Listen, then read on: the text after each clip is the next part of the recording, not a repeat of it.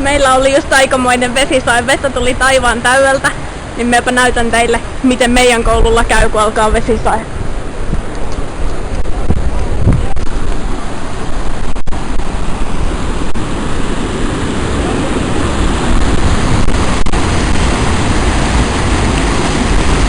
Siinä on työmaa, johon on kaivettu jotain jonkunnäköistä ojasysteemiä. Siinä oli semmonen aita, joka sitä suojasi, mutta melkein saman tien kun vesisade alkoi, niin kaikki ne, mitä siihen oli rakennettu, lähti veden mukana. Siellä niitä kelluu alamäkeen. Tää on meidän koripallokenttä, joka nyt on niin veden vallassa, että siinä voisi melkein uimaharjoitukset pitää. Ja siellä kelluu kauempanakin tavaraa.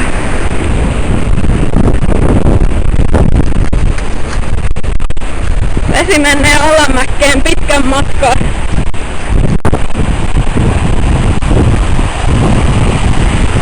Täällä kuohuu alamäkeen virta. Ja tätä vesisadetta kesti ehkä vartin verran.